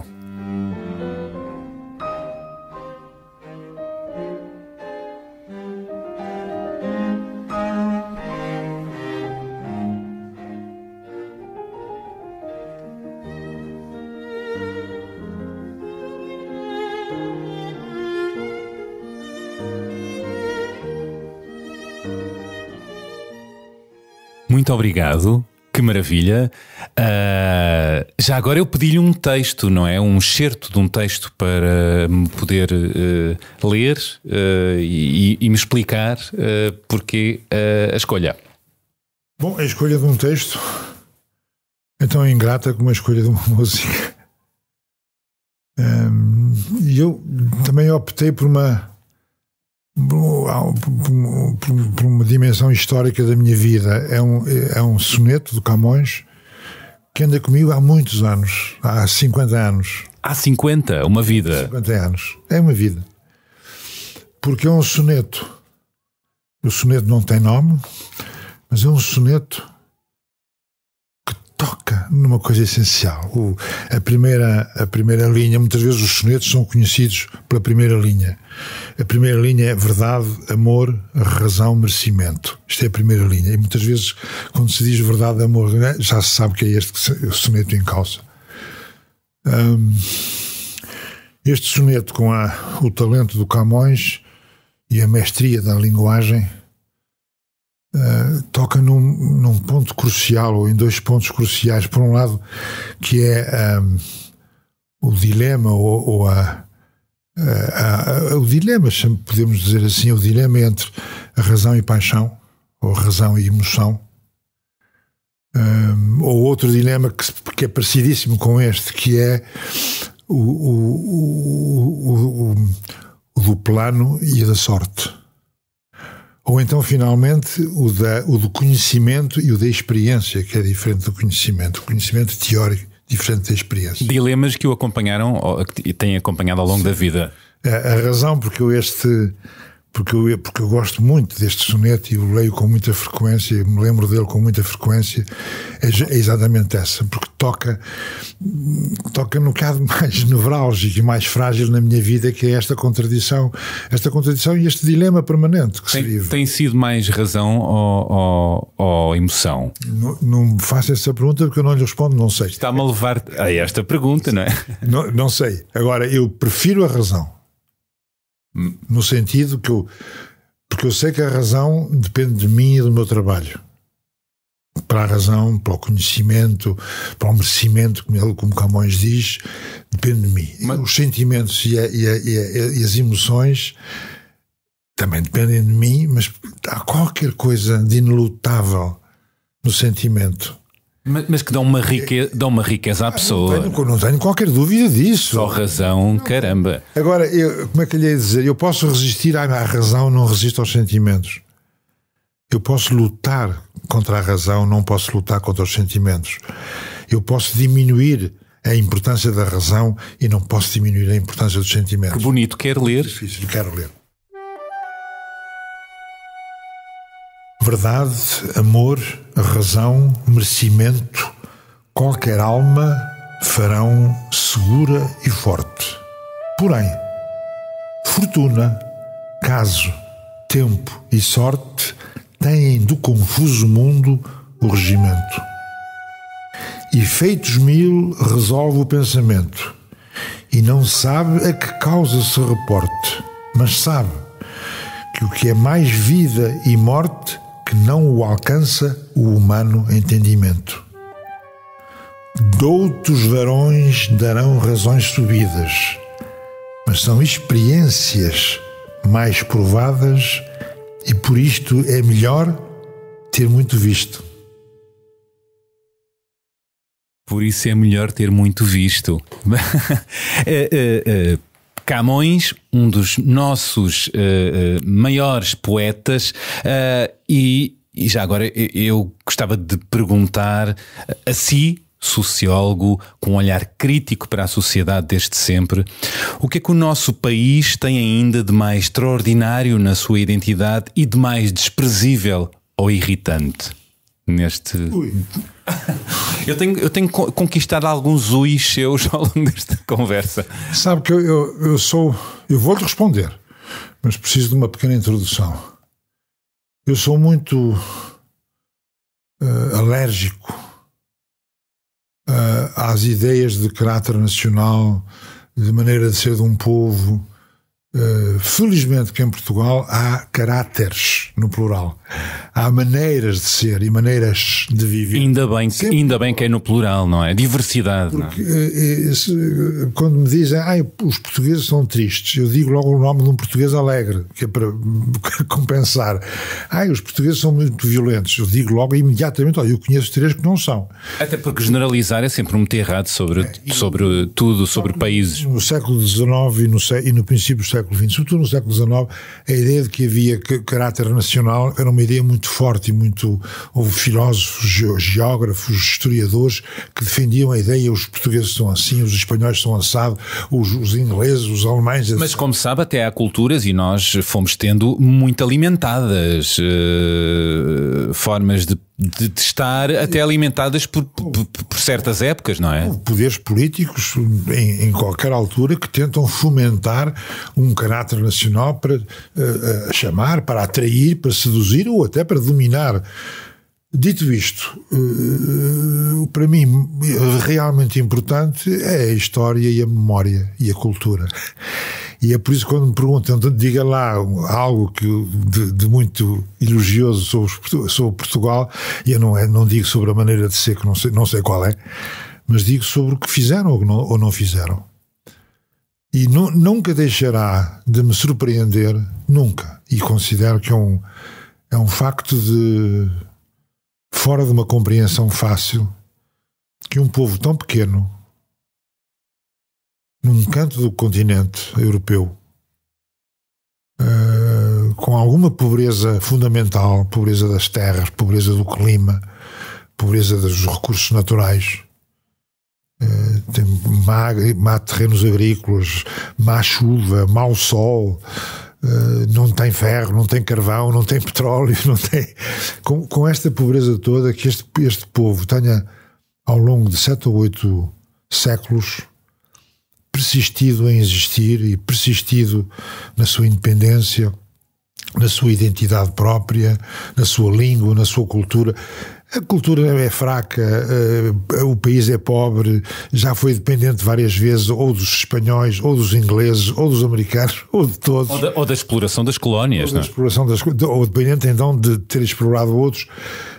Isso tudo é verdade. Mas, colónias sim, de exploração de outros. Um tão pequeno povo, em condições tão difíceis, que conseguiu sobreviver ao fim destes 9 séculos, isto nunca deixará de me surpreender. E acho que é um feito da história. Não digo que seja um feito de todos nós. Eu não contribuí para nada disto. Foram outros que o fizeram. É verdade. E o que é que mais o irrita? O que mais me irrita é, uma vez mais, na história, não é no caráter nacional, porque há muitas pessoas que não são assim, mas o que mais me irrita é o predomínio, se quiser, da subserviência. Ainda há muito disso. Subserviência diante dos políticos, diante dos poderosos, diante dos ricos, diante dos padres, diante dos chefes dos partidos, diante dos soldados, diante de toda a gente que tem qualquer poder, diante do padre, já disse, qualquer pessoa que tem algum poder, um estrangeiro, um espanhol, um turista, um americano, um inglês, um alemão, qualquer pessoa com poder, qualquer pessoa com meio, desperta rapidamente em muitos portugueses alguma subserviência. Algum provincianismo, não sei se esta palavra é o que se costuma muitas vezes usar. Ignorância, analfabetismo, provincianismo. Baixa autoestima, muitas vezes. Pobreza. Baixa autoestima enquanto população? Em relação a outros, não é? Pois, isso já não uso esse termo. Eu acho que os portugueses têm autoestima a mais. Porque acham, apesar de subservientes, acham sempre que são melhores que aquilo que são. Ah, sim? Acho. Aliás, é curioso, porque o termo autoestima, nos últimos 20 anos, criou raízes em Portugal. Toda a gente hoje, o soldado, o professor universitário, o académico, o político, o economista, toda a gente utiliza, tarde ou cedo, e utiliza o termo da autoestima. E eu acho que isso é que é a autoestima a mais. É um pensamento ou uma frase que é parecida com esta, que não é minha, é do Eduardo Lourenço, que perante mais um seminário, mais uma discussão sobre identidade nacional, e o Eduardo Lourenço um dia disse: é estranho que os portugueses têm identidade a mais. Que disparate, muito bom, genial, Eduardo Lourenço. Sempre dizei, a identidade nacional corre riscos, os riscos da identidade nacional. Será que temos uma identidade nacional? Estamos a perder a identidade nacional. E um dia ele explodiu, e com razão: os portugueses têm identidade a mais, não falam noutra coisa. Falemos de crise de identidade, não sei se é bem isso, mas na verdade crise económica, crise pandémica. Olhando para o presente e para o futuro, como é que prevê o período que vem aí, de pandemia, de pós-pandemia? Ainda não vimos o fim desta nebulosa, pelo menos à vista. Olha, eu não vou falar da pandemia. Não tenho qualquer ideia sobre a pandemia.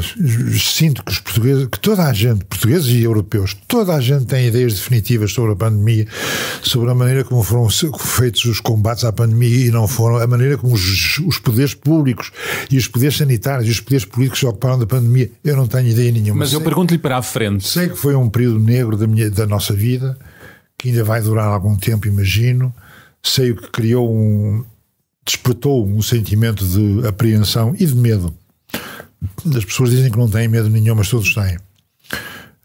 Eu não tenho medo, nada me mete medo. Não, as pessoas vivem com algum medo, não é com pavor necessariamente. Há quem vive com pavor também. Portanto, em relação à pandemia, eu sou muito crente na ciência e na saúde e na medicina, e penso que talvez ainda haja hoje em dia resultados medíocres na eficácia dos tratamentos, na eficácia das vacinas, mas estou convencido que nos próximos 2, 3, 4, 5 anos que vamos chegar a uma situação aceitável de tratamento desta doença como outra qualquer, como outras doenças. Não sei se estou a falar certo ou não, creio que ainda vai demorar algum tempo, não vai ser de um dia para o outro. Estou convencido que a pandemia, as suas consequências, têm consequências. É isso, perguntando a um sociólogo, isto vai deixar um lastro, uma memória, uma nova forma de estar? Creio que nas classes de meia idade e para cima, nos jovens não. Os jovens já estão nas tintas hoje, que não será daqui a 10, 5 anos. Mas faz parte das gerações, não é? Mais novas. Acho que a juventude já percebeu que já está na manhã. As classes de meia idade, de 40 para cima, até aos velhos, aos idosos e aos velhos, ficaram mal, ganharam medo, e acho que vão viver um bocado de apreensão e de medo os próximos anos também. Estou cético, sobretudo, continuo crente e otimista nas capacidades inventivas e criativas e científicas e artísticas dos portugueses, dos europeus, da população em geral. Eu sobre isso não creio que haja não creio que se prepare um século obscuro ou noturno, não. Creio que a ciência, técnica, ciência, sobretudo, ciência, artes, cultura, estão em permanente e acelerada criatividade. Renovação, renascimento. E por aí estou otimista. Não vejo sinais de grandes decadências. Vejo decadências depois localizadas. A Europa entrou em decadência democrática, que é uma coisa que essa sim me aflige. Mas aí sou otimista. Onde é que eu estou pessimista? Estou pessimista, no recuo da democracia. Só se eu olhar para o conjunto do mundo, para o mundo inteiro, se você vir que alguns dos países mais poderosos do mundo hoje são totalmente não democráticos ou antidemocráticos, que há países poderosos em que se conhecem já hoje deficiências democráticas sérias. Nós, durante 4 anos nos Estados Unidos, vivemos, e ficou lá, a semente ficou lá, mas vivemos momentos em que, quer dizer, culminaram num assalto ao Capitólio. Não é dizer pouco, caramba. Mas as coisas não estão, nos Estados Unidos não está ultrapassado. E nós estamos, eu volto ao tema que me disse há pouco que não o preocupa em particular a extrema-direita portuguesa, mas a extrema-direita portuguesa não é um indício disso, desse cavalgar? Pode ser, mas sabe, como é que eu lhe ia dizer? Eu penso que a democracia não vai a ser magoada, ferida, mortalmente ferida, não é só pela extrema-direita, também pode ser pela esquerda, também pode ser pelo dinheiro, também pode ser pela religião. Há muitos inimigos da democracia. Você hoje, entre os grandes inimigos da democracia, você conta extremas-direitas, certamente, conta o nacionalismo exacerbado, conta o racismo, conta o terrorismo islâmico, por exemplo, conta uma espécie de terrorismo do asiático, ou africano, ou latino-americano, conta... Eu tanto conto o Bolsonaro como o Maduro e o Chávez, são ambos inimigos, um é de esquerda, um é de direita. Os inimigos da democracia, os inimigos da cultura humanística, os inimigos dos valores da tolerância, os inimigos da liberdade, não vêm só da esquerda, ou só da direita, nem só da esquerda. E não vêm só da política, vêm também da religião, vêm do dinheiro. O dinheiro a ocupar os jornais, a ocupar as rádios, a ocupar as televisões, a ocupar as empresas, a ocupar as universidades, a ocupar a ciência, a tomar conta, a tomar conta. Mas quando partidos de extrema, no caso de extrema-direita, ocupam lugares no Parlamento, dão espaço a esses movimentos na sociedade. Recordei agora a frase da Catarina Martins, que disse qualquer coisa como: cada racista do Chega que chega à Assembleia é um deputado a mais. Qualquer coisa assim que ela afirmou. Acho absolutamente odiosa essa frase. Os deputados no Parlamento são sempre exatamente aqueles que o povo quis que lá estivessem. Não há deputados a mais. Nenhum deputado do Bloco foi um deputado a mais. Nenhum deputado do PC foi um deputado a mais. Nenhum deputado do Chega é um deputado a mais. Eu não gosto do Chega. Não tenho nada que me aproxime do Chega. Pelo contrário. Mas todos os deputados do Chega valem exatamente os mesmos que os deputados do Bloco. E o combate tem que ser em democracia? Só. Se para combater os inimigos políticos vamos buscar ou o terrorismo, ou as religiões, ou atos não democráticos, ou democracias seletivas, ou o que for, estamos nós próprios a enterrar aquilo que queremos combater. Permita-me esta pergunta: o que é que mais o chateia, e voltando à palavra irritação, o que é que o irrita que escrevam ou tenham escrito sobre si? Acho que não posso selecionar nada.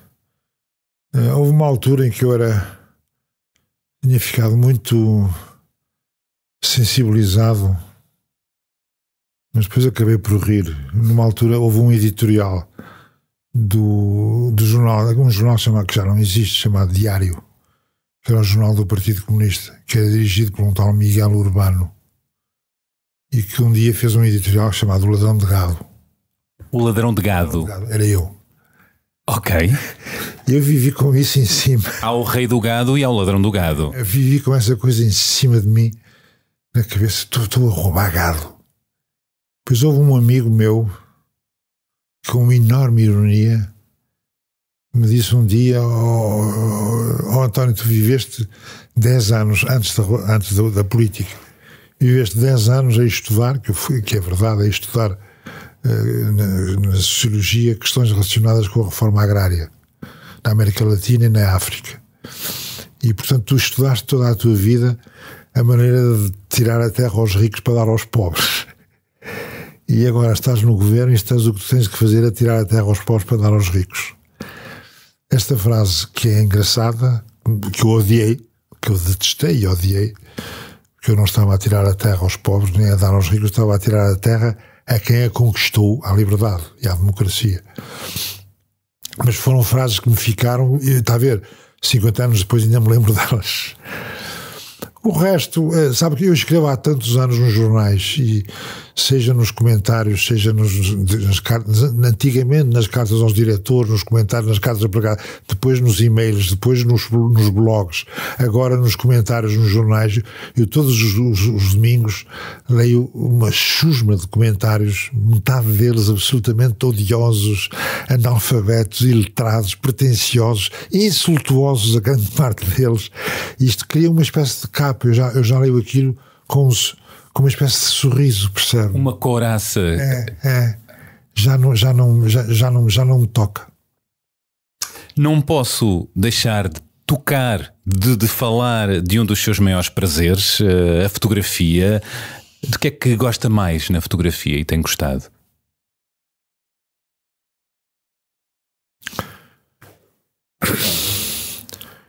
A fotografia para mim é como se fosse a palavra. Eu gosto de falar e gosto de escrever e de usar a palavra para dizer o que penso e o que sinto. E a palavra, de facto, é um meio extraordinário de fazer isso. Até que descobri, há décadas, que a fotografia podia ser uma palavra. Podia ser uma maneira.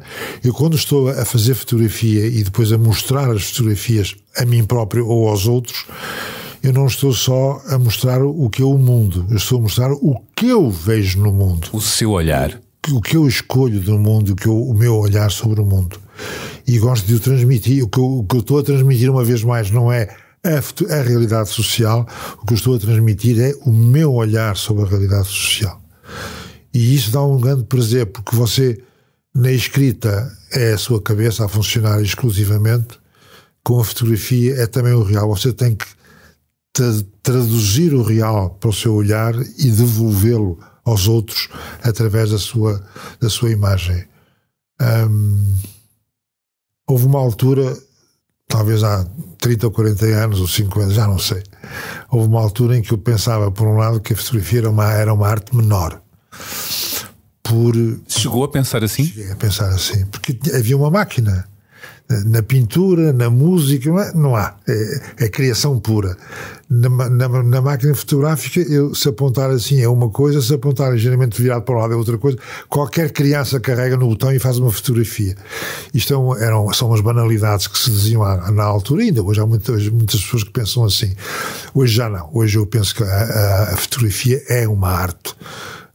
No mesmo plano que as outras, tem características diferentes, tem as suas próprias características, mas é uma arte. É uma arte, tem usado essa arte ao longo da sua vida. Eu não quero fugir à frase batida e quero saber se acha disparatada: uma imagem vale mais do que 1000 palavras. Eu queria acabar, era aí que eu... Então eu fui bem. Foi muito bem, é aí que eu queria chegar. Eu ainda hoje penso que uma imagem não vale 1000 palavras. Apesar de me ter dito que a fotografia ocupa também o lugar da palavra para si. Apesar disso. Não ocupa o lugar, é uma palavra. Agora, o ideal é eu poder, com uma fotografia, mostrar uma ideia, um sentimento e depois explicá-la.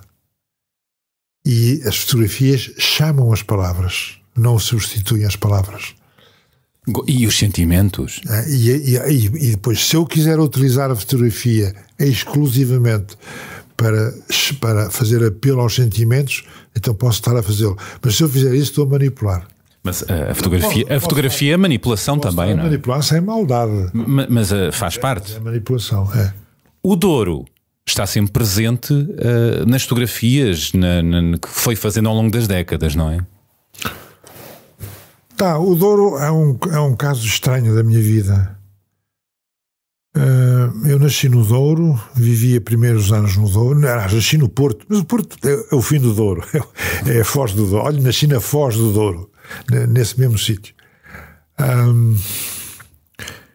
Eu, quando vivia no Douro, rapidamente, com 14, 15, 16 anos, que eu queria ir-me embora. Lá está aquela ideia que não gosta romantizada da terrinha. Estava fechado porque não havia livros, não havia pessoas, não havia sítios, não havia liberdade, não havia vistas, não havia mundo, não havia cinema. Eu queria ir para o Porto, e depois queria ir para Coimbra, e depois para Coimbra queria ir para Lisboa, depois queria ir para o estrangeiro. Queria mundo. E descobri que muito rápido, muito depressa, à medida que eu me ia afastando, mais o Douro me lembrava. E houve um espanhol, já não sei quem foi, confesso a minha ignorância ou a minha falta de memória. Há um escritor espanhol ou latino-americano que inventou o termo de pátria chica, que é a pátria pequenina, a terrinha, a minha terra. A pátria chica. Pátria chica. E o Douro é a minha pátria chica. Quantas vezes eu na Suíça pensava em Portugal, pensava em Vila Real e na Régua. Não pensava em Lisboa, que aliás não conhecia Lisboa. E pouco no Porto. Era a pátria chica. Era o Rio Douro, era os Socalcos, a montanha da Vila Real, era o granito, era o xisto perto da Régua, era o granito perto de Vila Real. Isso é que era a minha pátria, a minha terra. Algum dia vai querer regressar para lá? Para viver, não, já é tarde na vida. Mas desde que eu regressei a Portugal em 74... o primeiro sítio onde eu fui obviamente a casa dos meus pais ao Porto. No dia seguinte estava na Régua e estava em Vila Real, e redescobri a região, redescobri o vinho, o Douro, o Rio Douro, as pessoas, as montanhas, os socalcos, aquela grandeza, não é? A paisagem douriense é um caso muito, muito sério da humanidade. Não é um caso muito sério de Portugal apenas. Confesso que ainda tenho que descobrir um pouco desse lado do país. Em capacidade de construção, em capacidade de previsão, porque o Douro não é um acaso. O Douro foi todo ele construído humanamente pelos homens, pelas empresas, pelos trabalhadores que tiveram a fazer. Diz-se que no Douro os muros, as paredes as pedras dos muros dos Socalcos dão para fazer 2 vezes a muralha da China. Uau! Porque são não sei quantos milhares de quilómetros de muros, se contar o muro todo, não é? Cada muro tem que... Muitas vidas se consumiram ao longo de gerações a construir o Douro, não é? E curiosamente muitos galegos, que é um grupo, um povo em que se pensa pouco, porque o Douro sempre teve falta de mão de obra pouco, não especializada, e então fazia recurso durante os períodos de construção dos muros aos galegos que vinham trabalhar para cá. As origens forjaram-lhe a personalidade e o sonho, o horizonte? A vontade de mais horizonte?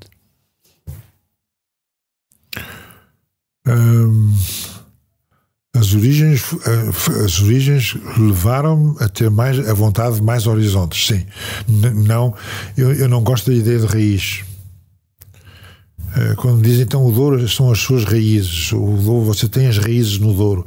Eu não gosto da palavra raiz, porque a raiz cria imobilidade. Você na raiz fica preso. É um tema político, infelizmente, muito frequente nos políticos, em alguns políticos demagogos que dizem: nós queremos desenvolver o interior de Portugal, queremos desenvolver aquelas coisas que eles dizem nos programas, queremos que as pessoas fixem as raízes nos sítios onde nasceram. Isso é perigoso, lá está. Você já pensou o que é nascer e morrer no mesmo sítio? Há quem viva assim. E viver no mesmo sítio eternamente é o pior que se pode condenar a alguém. É uma espécie de desterro no seu próprio sítio. E portanto a ideia de raiz, eu gosto mais de asas, de voo, de viagem, do que de raiz. Também eu.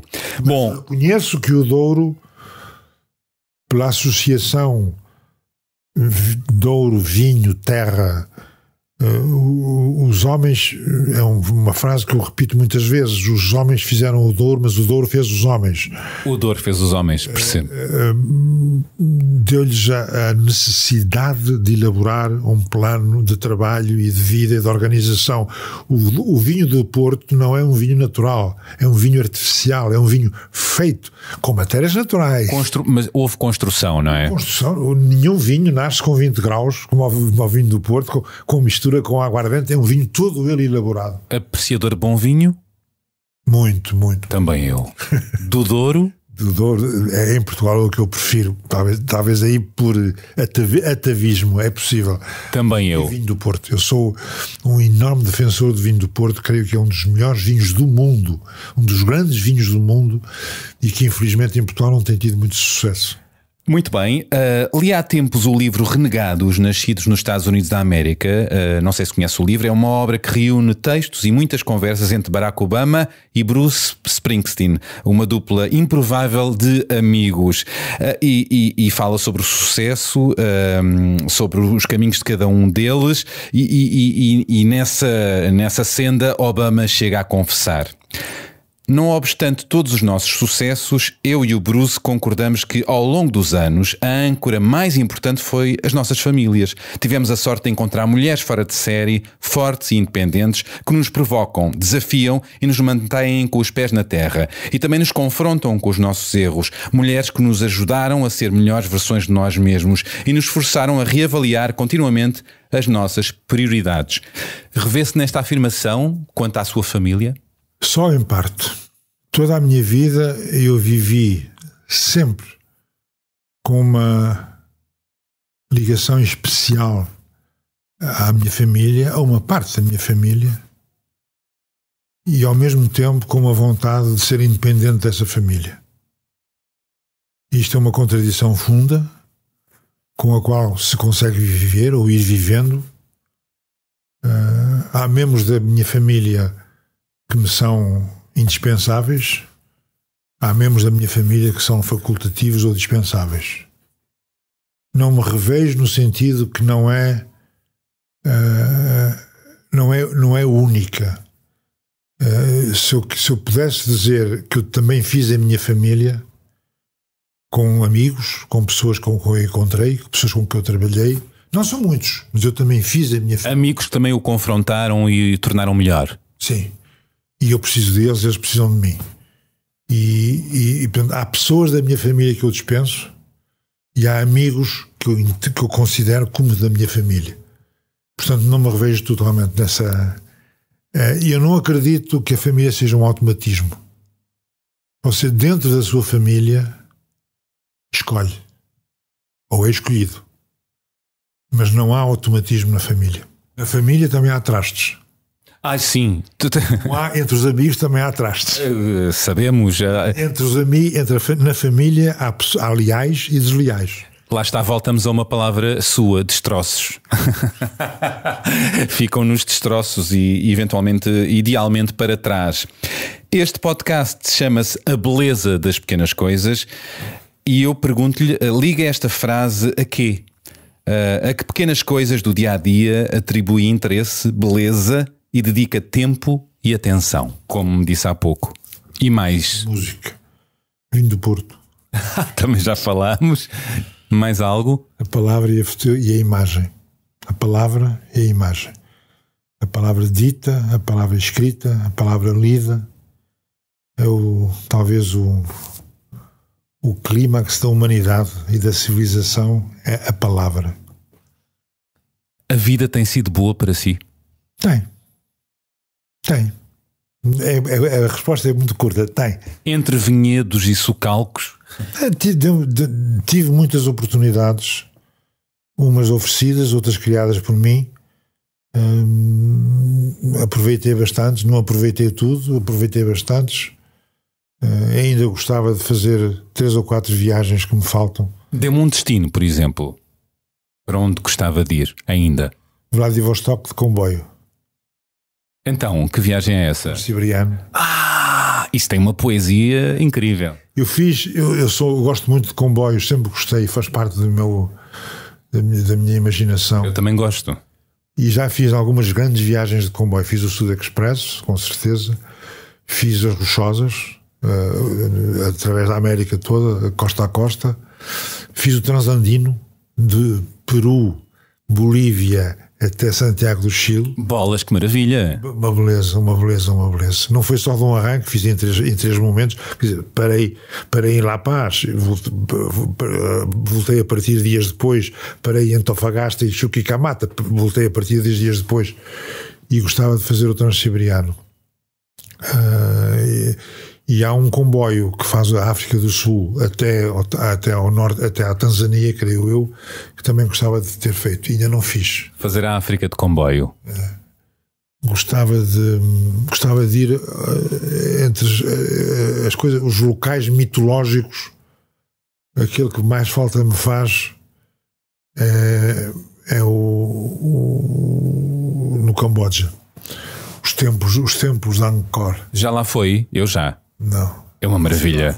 Já. Parece que estamos num cenário de filme. Milhares de fotografias daquilo, já vi milhares. Angkor Wat, acho que Angkor é assim. Wat, Wat ou Vat. Wat, deve.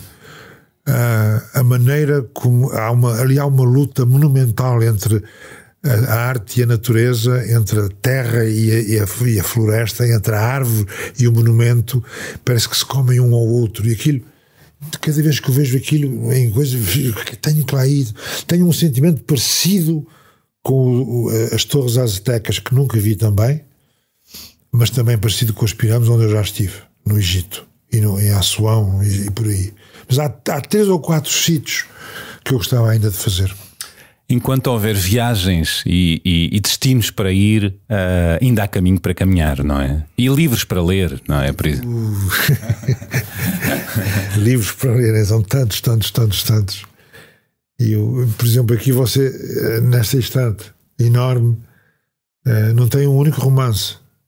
Isto é tudo ensaios de história, estatística, demografia, política, só ensaios. Mas o que me falta de ler de romance, do século XVIII, XIX, XX, é inacreditável. Eu sei que já não consigo, já não tenho idade nem tempo para isso, mas é dos grandes arrependimentos eu não ter lido mais, não ter aprendido a cantar e não ter lido mais. Que bela frase para terminar. Muito obrigado.